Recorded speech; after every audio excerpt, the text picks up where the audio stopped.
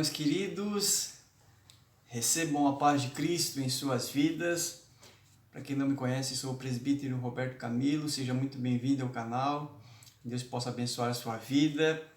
E se você ainda não é inscrito, eu quero te convidar a se inscrever no canal, ative as notificações para que você possa receber aí de primeira mão, assim que a gente vai postando os vídeos, você vai sendo notificado, né? Curta, compartilhe, ok?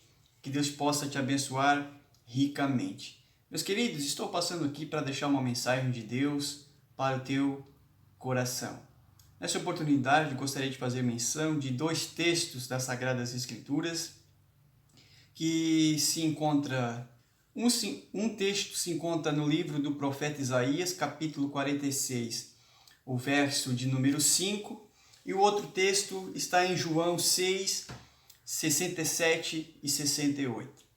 O livro de Isaías 46 e 5 diz assim: Com quem é que vocês podem me comparar?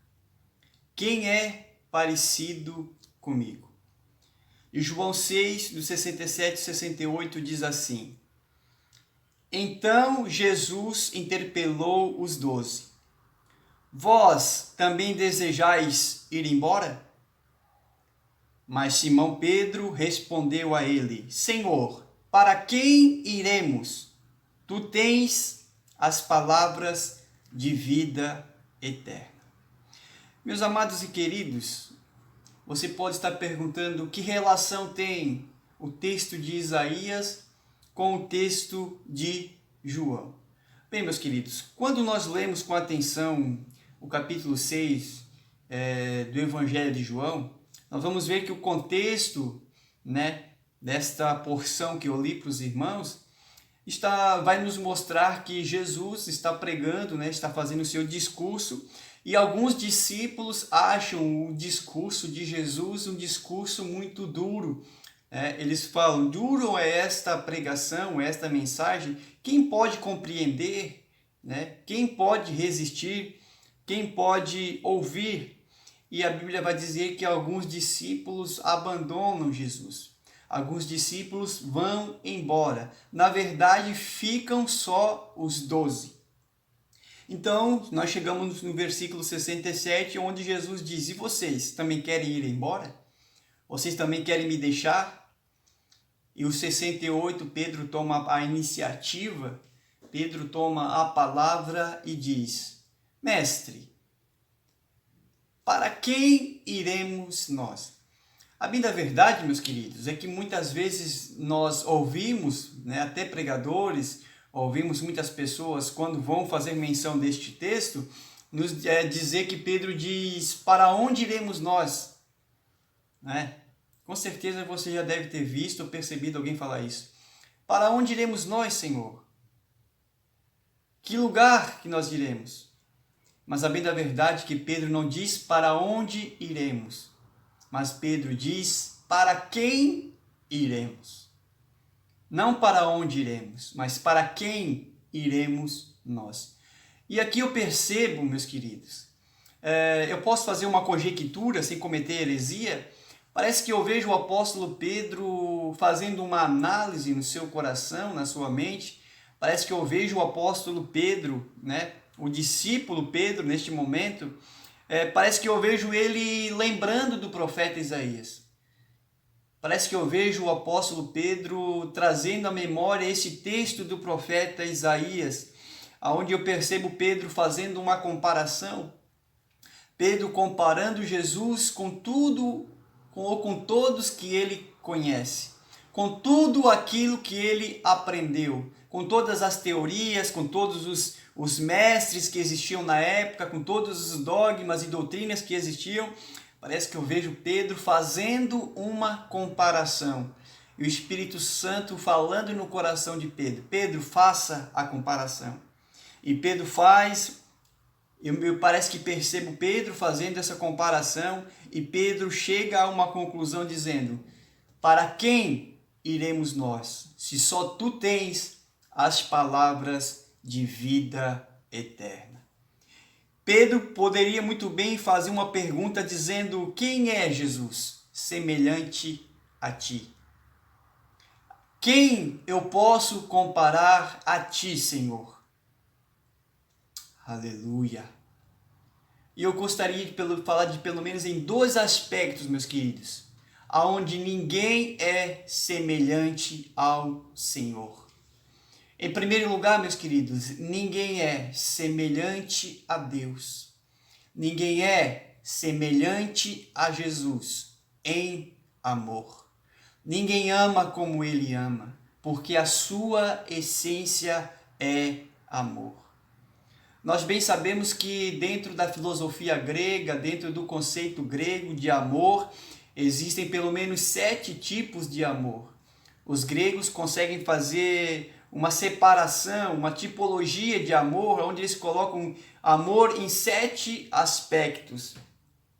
Os gregos falam de um amor chamado storge, que é aquele amor com a família, entre os membros da família ou pessoas, aqueles que se encontram no círculo social. Os gregos também falam do amor chamado filia, da onde a gente tem a palavra Filadélfia, né? Filia, o amor fraternal, aquela forte ligação entre pessoas que compartilham um interesse em comum, uma vida em comum, uma amizade entre amigos e companheiros. Os gregos também vão falar do amor eros, que é aquele amor entre marido e mulher. Mas não é esse tipo de amor que Deus nos ama, meus queridos. Não é esse tipo de amor que Deus tem pela sua vida. Não é o amor eros, não é o amor storge, não é o amor filia, nem outro qualquer tipo de amor que os gregos ensinam. Mas o amor de Deus é o amor ágape. Glória a Deus. É aquele amor que está acima, se assim a gente pode falar, está acima de todos os outros amores. É o amor dos amores. Aleluia. É aquele amor incondicional que nos ama sem pedir nada em troca. O amor sem interesse. Aleluia, glória a Deus. Ninguém ama, meus amados, como Deus ama. E um texto interessante que João escreve, que é o texto áureo da Bíblia, João 3,16, aonde ele vai dizer que porque Deus amou o mundo de tal maneira. Esse tal maneira, meus queridos, é algo que a gente não consegue medir, mensurar, é algo que o nosso limitado pensamento, que a nossa mente limitada não consegue alcançar. Deus amou o mundo de tal maneira e Ele demonstra este amor entregando o seu Filho para morrer por mim e por você. Não existe maior demonstração de amor, Jesus falou, que é de alguém entregar a sua vida em favor dos seus amigos. Aleluia. Talvez você esteja numa situação em que você pense que ninguém gosta de você, que ninguém te ama, que ninguém gosta de você, que ninguém tem afeição pela sua vida. Talvez você se sinta desprezado, menosprezado, esquecido, ninguém te vê, ninguém se aproxima de você. Talvez você se sinta sozinho. Talvez você se sinta que não existe ninguém que o ame. Mas Deus me impulsiona nesta oportunidade a dizer a você: eu te amo, diz o Senhor. Ninguém ama como eu te amo, diz o Senhor. E João, na sua primeira carta, ele vai dizer: Deus é amor. Deus é amor em essência, meu querido. Ninguém é semelhante a Deus em amor. Não existe ninguém que ame como Deus ama. Um amor tão sublime é o amor de uma mãe por um filho. Mas o amor de Deus supera este amor de mãe, porque ninguém ama como Deus ama. Aleluia. Em segundo lugar, meus queridos, ninguém é semelhante a Deus em perdoar. Aleluia. Todos nós vivíamos longe da presença de Deus, separados de Deus. Vivíamos alheios aos benefícios, à benevolência de Deus.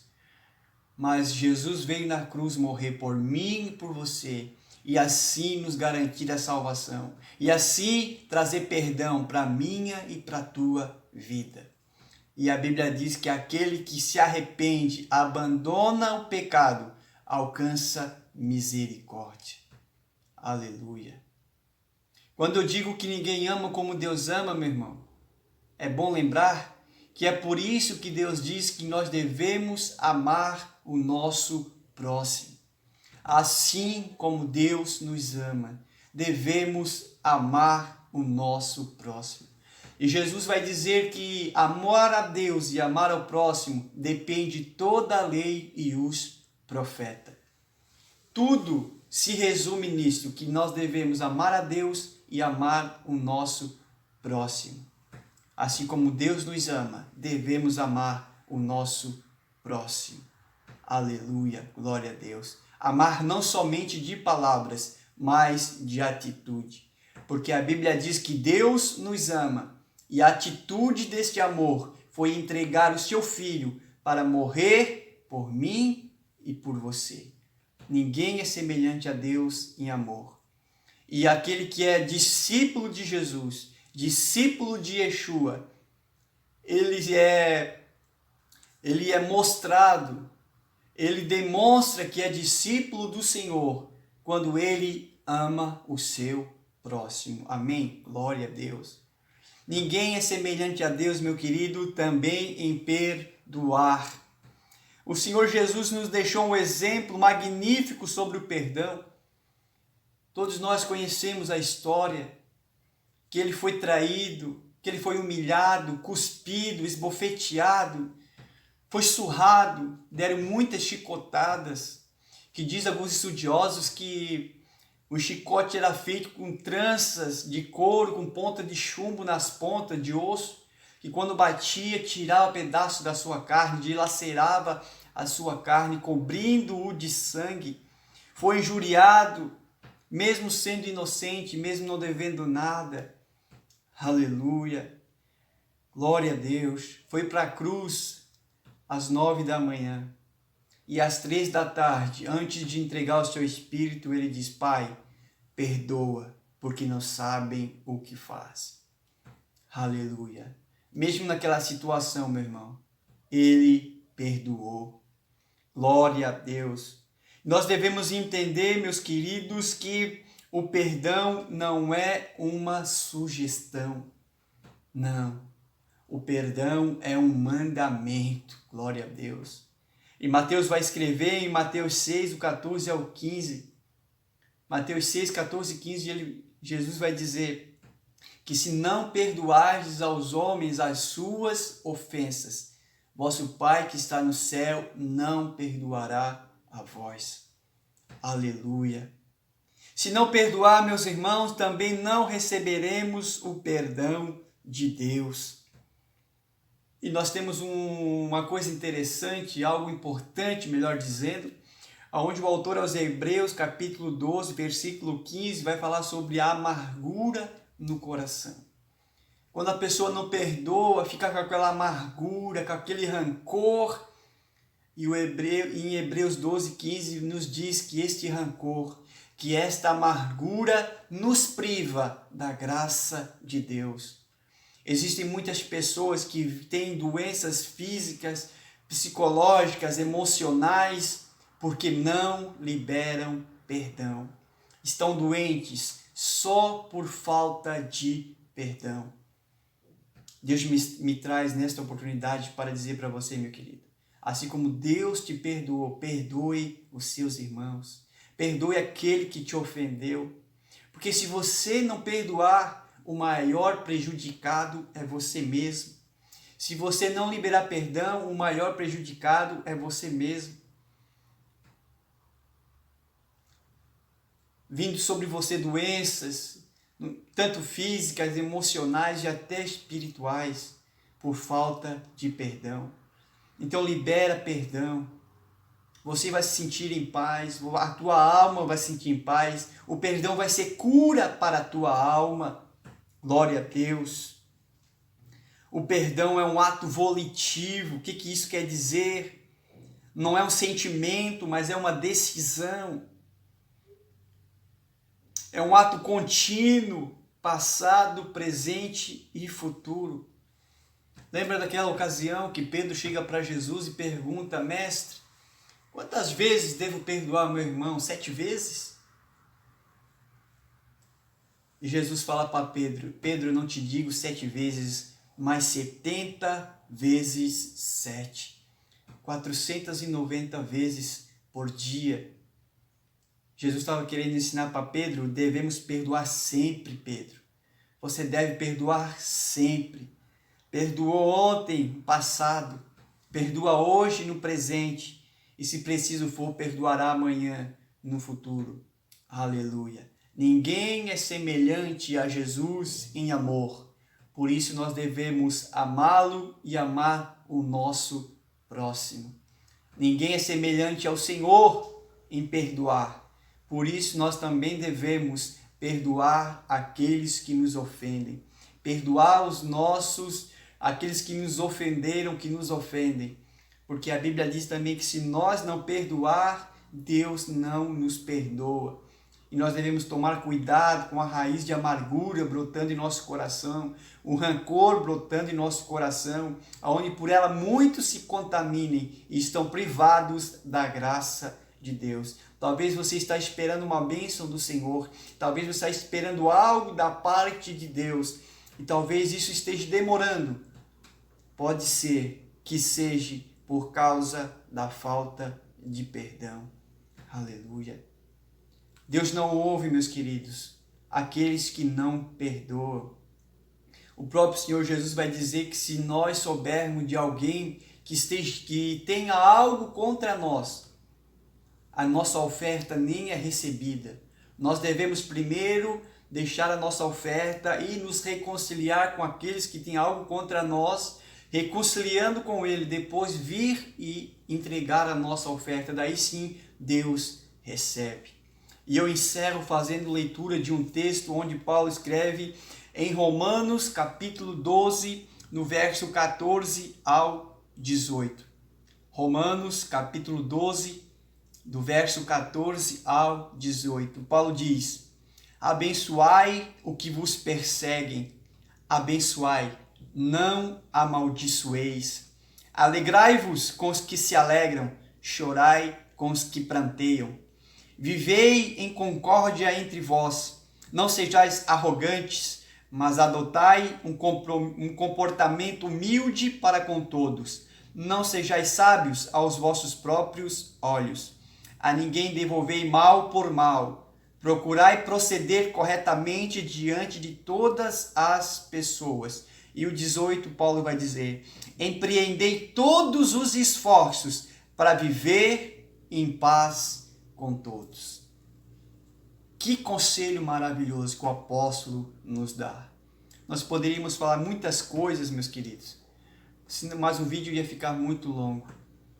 Mas nesta oportunidade, Deus me impulsiona a te falar que ninguém é semelhante a Jesus em amor, porque Jesus te ama e Ele já provou este amor, morrendo por mim e por você.